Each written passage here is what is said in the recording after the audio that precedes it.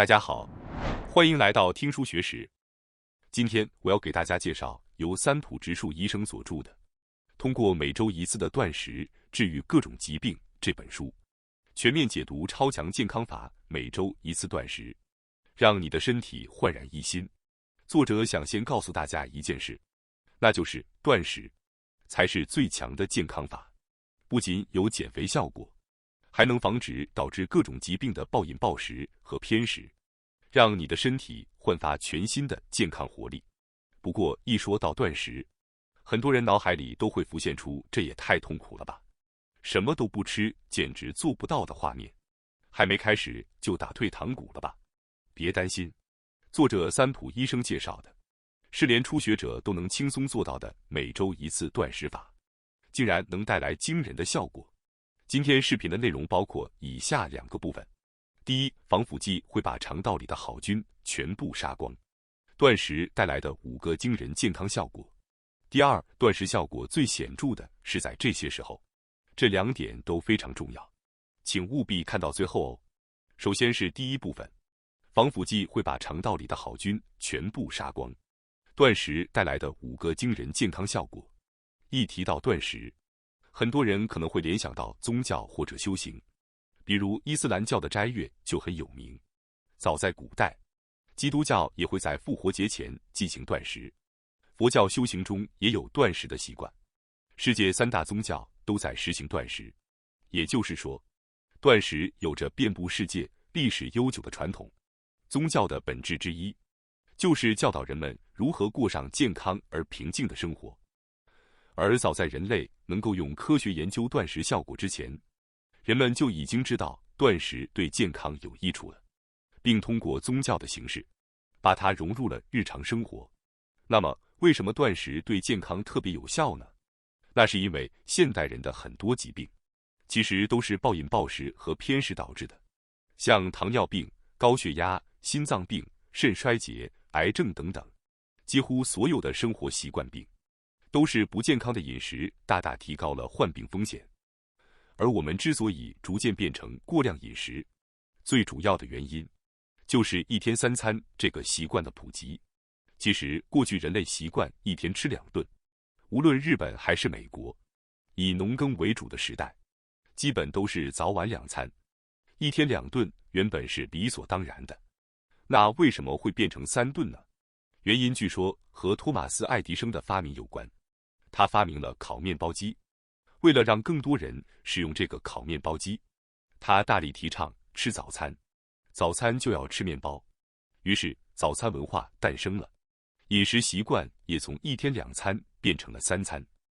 而且后来还出现了早餐是健康不可或缺的这种毫无科学依据的宣传。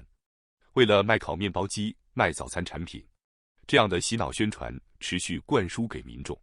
仔细想想，如果仅仅是为了卖产品才养成的习惯，是不是该重新思考一下我们每天早上理所当然吃早餐的习惯了？回到正题，爱迪生发明烤面包机是在1910年左右，也就是说，人类1天3顿饭的历史才不过100年左右而已。直到近代以前，人类一直生活在饥饿的时代，所以我们的身体其实是能靠比想象中更少的能量来活动的。也就是说，我们的身体并不是为了经常吃饱而设计的，因此1天3餐本身就成了对身体的负担。现代社会更是进入了过量进食的时代，不仅是1日3餐，连零食、甜点、速食拉面都随手可得，过度饮食不断加剧，确实在一点侵蚀我们的身体。而且与过度饮食并存的问题还有偏食，说白了，就是饮食的质量变差了。而且这些加工食品中还含有大量有害的食品添加剂，等于每天在吃毒药。这种过度饮食和偏食会给身体带来各种负面影响。过度饮食不仅会导致肥胖和生活习惯病，吃太多还会让肠胃功能下降，进而引发免疫异常，有时甚至成为过敏的诱因。近年来，过敏患者急剧增加，这其中吃太多可能正是原因之一。此外，偏食也会带来很多危害，比如矿物质不足就会导致神经递质的分泌减少，结果就是认知功能下降、抑郁症等心理症状随之而来。还有糖分摄取过多，这一点也不能忽视。吃太多甜食会让血糖值急剧上升，身体为了降低血糖值，会过度分泌胰岛素，导致自主神经紊乱，最终引发各种身心症状。过度饮食和偏食确实正在悄悄破坏我们的身体。接下来，我们来具体看看每周断食一次的5个重要效果：一、内脏变得健康；二、排出体内有害物质；三、提高免疫力；四、血糖值稳定；五、脂肪减少。接下来逐一详细说明。首先，第一点，内脏变得健康。如前所述，现代人的许多疾病都是由于过度饮食和偏食造成的，而要解决这个问题，减少进食就是办法之一。断食最大的好处就是能让内脏得到休息。人体进食后，食物先在胃和12指肠中被消化分解，再在小肠和大肠中吸收营养，排出废物。酒精和脂肪的分解还需要肝脏、胰脏等器官配合。吃得多，等于让全身内脏不得不拼命工作。现代人因为长期过量进食，内脏几乎处于全年无休的状态。内脏也一样，如果不给它们适当休息，就无法发挥正常机能。如果一直不停地进食，内脏就像被逼着不停长跑，迟早身体出问题也是理所当然的。断食特别有效的是对肠道的改善。暴饮暴食或者摄入过多甜食和添加剂等有害物质，会让肠道超负荷工作，最终疲惫不堪，导致无法彻底处理完的食物残渣残留在肠内，形成便秘。在这种状态下，新的食物再进入肠道，虽然部分能被排出，但肠道内部始终无法清理干净。当肠道得以休息，肠道本来的功能就会恢复，排泄能力也会随之增强。空腹时，体内会分泌促使肠道活跃运动的激素，促进肠道蠕动，将堆积在肠道内的废物排出体外，从而缓解便秘，改善堵塞状况。不仅如此，肠道除了排泄功能之外，还担负着吸收营养的重要任务。如果肠道机能变弱，人体就无法有效吸收所需的营养，结果可能导致各种身体不适，甚至引发生活习惯病。然而，通过断食，肠道能够恢复原有的营养吸收能力，重新发挥吸收必要营养、排除多余废物的本质功能。当这项功能恢复正常后，血液的质量也会随之改善，营养能够顺利输送至全身，皮肤变得细腻透亮，气色变好，身体状态也会得到提升，每天都能轻松、敏捷、精神饱满的生活。断食的最大效果就是改善肠道机能，肠道对全身健康的影响非常大。此外，减少饮食摄入还能避免血糖上升，让胰脏得到休息，同时也减少了体内毒素的处理负担，让肝脏也得以休息。正是通过这种方式，让因过度疲劳而负担沉重的内脏恢复正常功能，进而维持身体健康，让内脏恢复元气，给内脏足够的休息。这正是每周一次断食最重要的意义所在。第二点，排出体内有害物质。断食的另一个效果是帮助排出体内有害物质。快餐、速食食品、即食食品中常常含有大量食品添加剂和有害物质，其中最常见的食品添加剂就是防腐剂和杀菌剂。几乎所有加工食品中都有这类成分，它们的作用是防止超市、便利店货架上的商品变质腐败，通过杀菌来抑制食物中细菌滋生。问题是，这些有害物质进入人体并在体内积累后，会杀死肠道内的有益菌和有害菌。虽然肠道菌群在死亡后会再次繁殖，但医学上认为，这一过程通常是从有害菌开始繁殖。在健康的肠道内，有益菌与有害菌的比例大约是2:1。然而，当有益菌减少，有害菌大量繁殖时，肠道环境就会严重恶化，导致小肠的营养消化、吸收以及排泄功能变弱。除此之外，蔬果上也常残留农药，饮料水中含有人工甜味剂，牙膏中也可能含有铝、汞等有害成分。在这样的生活环境下，想完全避免有害物质进入体内几乎是不可能的。即使过度在意，也反而容易引发压力。因此，我们应该做的是定期排出体内积累的有害物质。这时，每周一次的断食就派上了用场。哪怕一周只断食1天，也能减少有害物质的摄入。同时，通过让肠道恢复机能，提高排泄力，帮助体内积累的有害物质顺利排出体外。第3点，提高免疫力。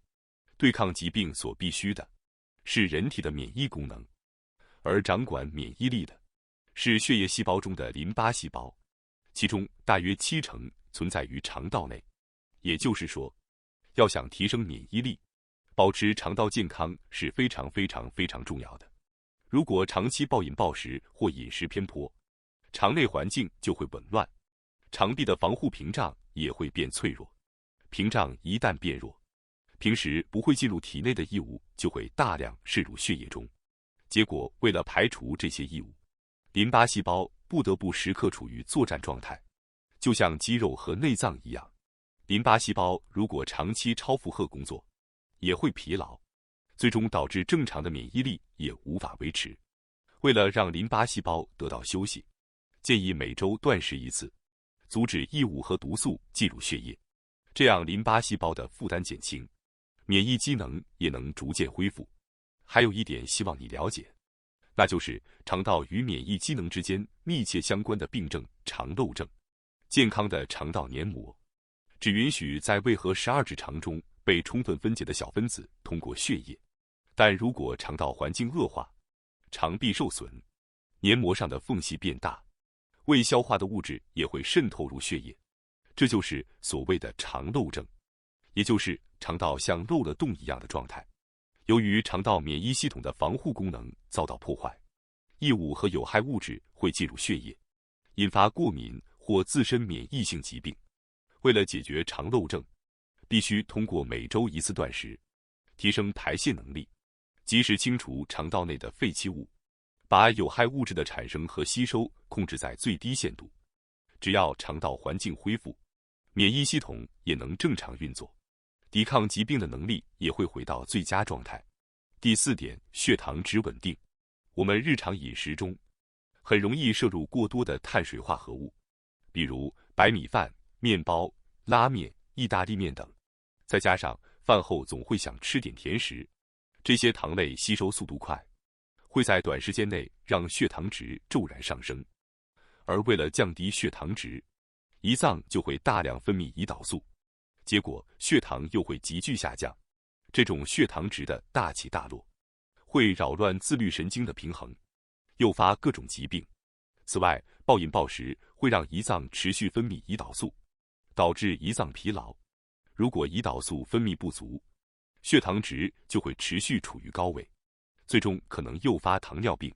另外，像炎症性肠病、皮肤病、肝炎、癌症等体内炎症相关的疾病，通过降低血糖值的断食，也能起到非常好的预防和缓解作用。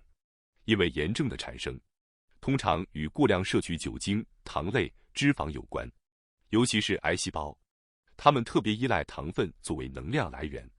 糖类吸收快，简直是癌细胞的养料。要降低这些疾病风险，就必须避免血糖值上升，而断食是非常推荐的健康方法。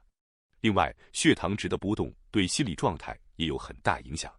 摄取过多糖类后，血糖值骤然上升，胰脏便会大量分泌胰岛素，反过来造成低血糖症。低血糖的典型症状包括容易烦躁、焦虑、注意力无法集中等等，心理上的不稳定居多。更严重的是，会让人产生强烈的糖分渴望。你可能也有这种体验，心情烦躁的时候特别想吃甜食，那其实就是身体在向你发出让我赶紧把血糖升上来的信号。通过每周1次断食，让血糖值恢复正常，这样不仅对身体好，也能帮助心理维持稳定。第5点，脂肪减少。由于人类经历过长期的饥荒时代，身体本能上就具备了把多余糖分转化成中性脂肪，储存在体内的机制。因此，只要我们摄入超过身体需求的能量，身体就会本能地将其转化成脂肪储存起来。这其实也是过去为了生存而进化出来的重要功能。断食时，首先会消耗血液中的胆固醇，接着才会开始分解脂肪，将其转化为能量，由此带来改善代谢综合征和瘦身的效果。接下来是第二部分，断食效果最显著的是在这些时候。接下来是每周一次断食的实操篇，我会尽量通俗易懂的，把作者三浦老师推荐的每周断食方法整理讲解给大家。所谓的每周一次断食，就是每周选一天，整整24小时不进食的一天。断食的方法有很多，比如连续几天进行的断食，或者更长期的断食方式。但对初学者来说，这类方法可能比较困难，因为这不仅和体质、体力相关，如果方法不当，还可能导致脱水等身体不适，反而伤身。不过每周一次断食，只要在家里操作，基本上是相对安全可行的。三浦老师也表示，只要注意一些基本事项，跟着这本书或视频学习方法，初学者也能轻松上手。尤其是针对过食、偏食导致的生活习惯病或肥胖体型的人，以及希望维持健康或健康瘦身的人来说，非常推荐每周断食的做法。周期建议先坚持4周，连续4周进行后，能达到和连续几天断食相近的效果。如果想进一步提升断食效果，推荐连续4周，每周固定同一天断食。如果目标是减肥，可以配合月亮周期来进行断食，这也是三浦老师推荐的方法。月亮周期和断食的关系，新月到满月期间能量增加期，满月到下一个新月期间能量减少期。如果想减少脂肪，建议从满月当天开始断食，然后每隔7天执行一次，连续做4次。在减能量的时期，自然也更容易防止暴饮暴食。虽然听上去稍微有点玄学，但其实这种精神暗示、仪式感，对减肥成功来说也是很重要的。和我要成功瘦下来的意念一起配合，会更容易坚持下去。如果你试着做了4周，发现身体状态很好，也可以继续长期坚持。如果身体适应的不错，说明这种每周一次断食的生活方式和你的体质是匹配的。反正这种方法在家里就能安全进行，适合就养成习惯化。断食前先明确目的，在正式开始断食之前，有一件事必须先搞清楚，你断食的目的是为了什么？如果是治疗疾病，断食时要刻意拉长血糖值降低的时间，因为血糖值的大起大落，不仅容易引发糖尿病，还会扰乱自律神经，引发各种疾病。癌细胞以糖为食，肠道疾病、过敏等炎症性疾病在高血糖状态下也不容易消退。所以如果是为了治病，断食期间只喝不含热量、咖啡因的水为佳。如果是维持健康、减肥，就不用过于在意血糖值的问题，重点是让肠胃等内脏好好休息。如果真的饿得受不了，可以适当喝点酵素果汁、蔬菜汁来缓解饥饿，也依然能达到不错的效果。因为即使是蔬菜果汁，也会暂时提高血糖值，反而降低断食带来的效果。所以尽可能只喝水是比较理想的。空腹时饮用含糖的果汁会导致血糖值剧烈波动，产生不良影响，因此基本上推荐饮用水。例如，如果在断食前一天晚上7点吃了晚餐，那么断食当天早上和中午就不吃东西，直到晚上7点不进食。这种方法的时间段是灵活的，可以从早上7点吃过早餐后开始，也可以从中午12点开始。这么听起来是不是觉得特别简单呢？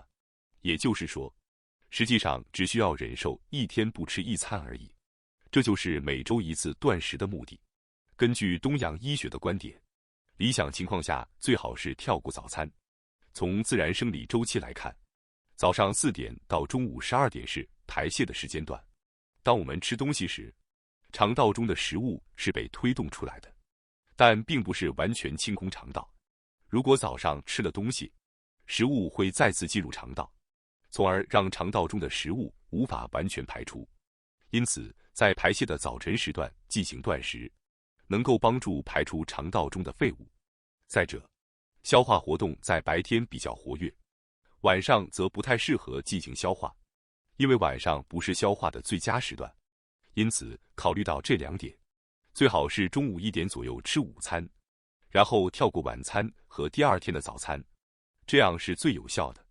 不过每个人的生活方式不同，有的人可能想和家人一起吃晚餐，或者早晨吃饭更能激励自己，因此您可以灵活安排，保证每周1次的24小时断食就好，选择最适合自己的方式进行。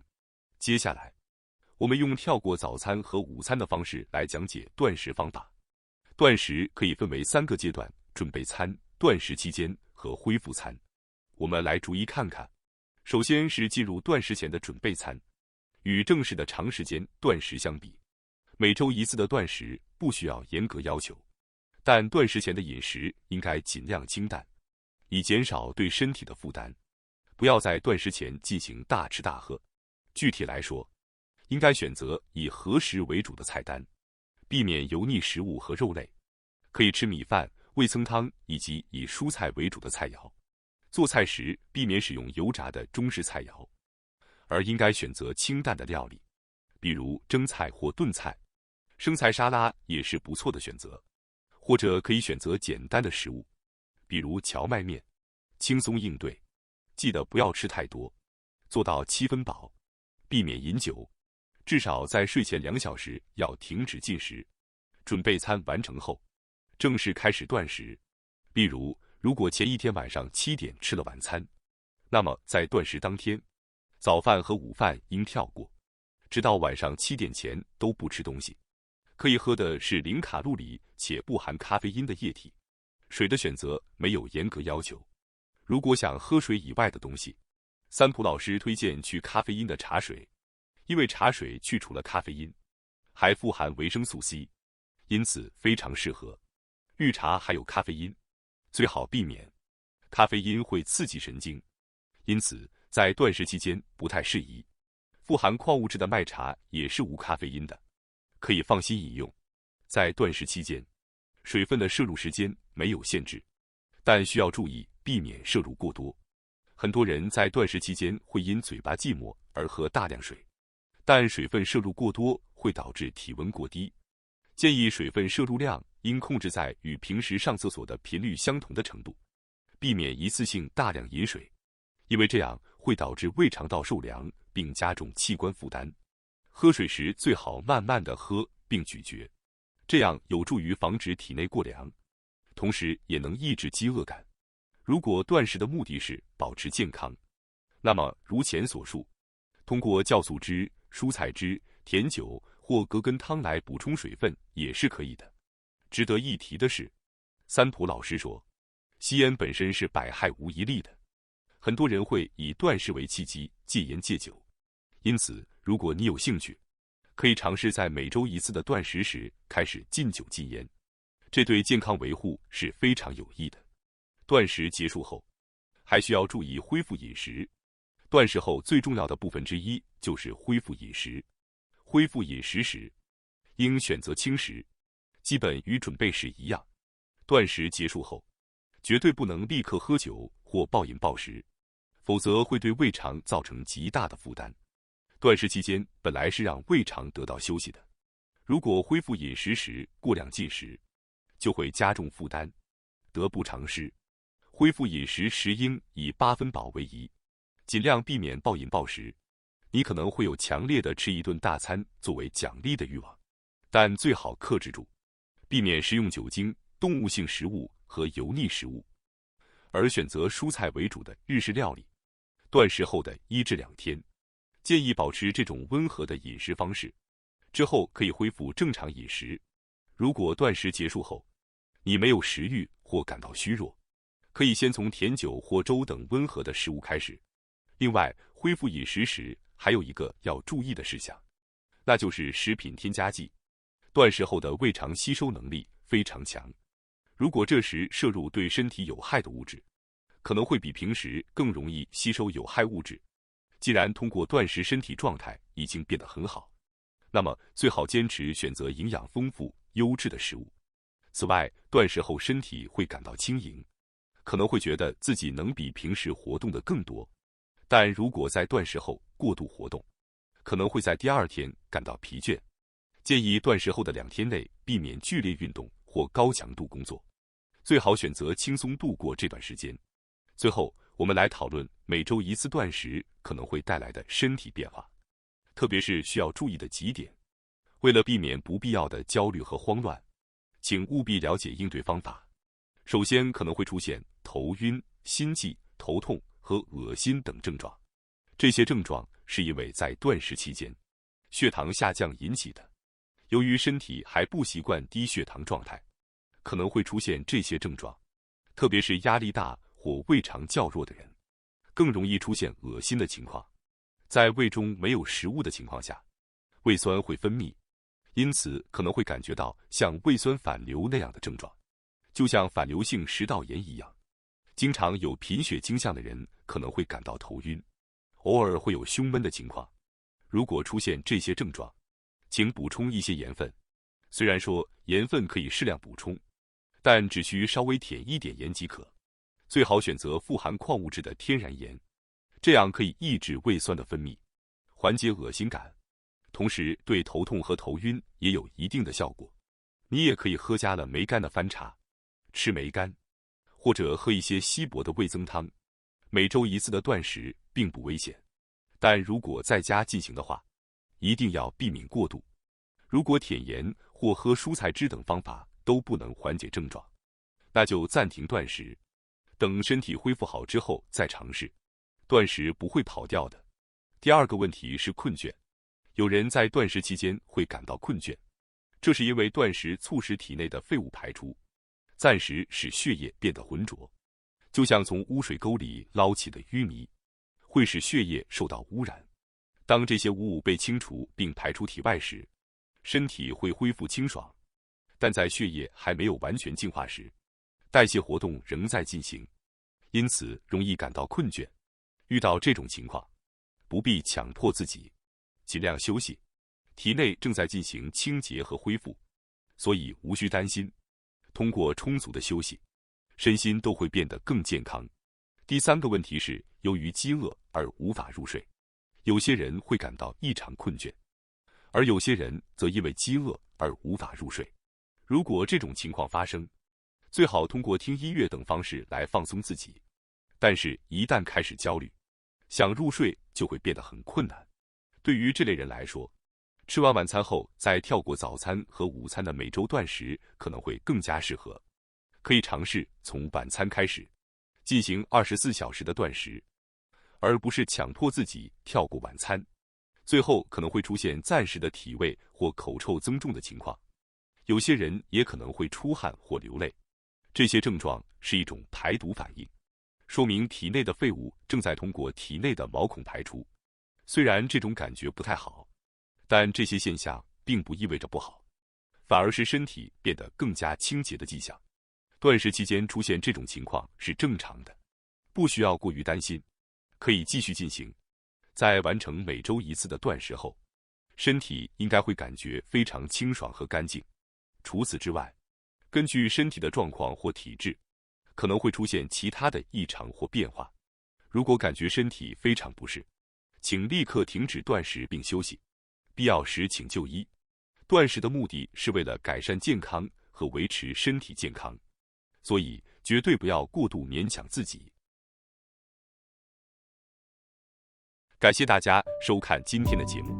如果你喜欢我们分享的内容，记得点赞、订阅并开启小铃铛通知，第一时间获取我们的更新。在下次的节目中，我们将继续为大家分享更多有益的书籍。再次感谢大家的支持，我们下期再见。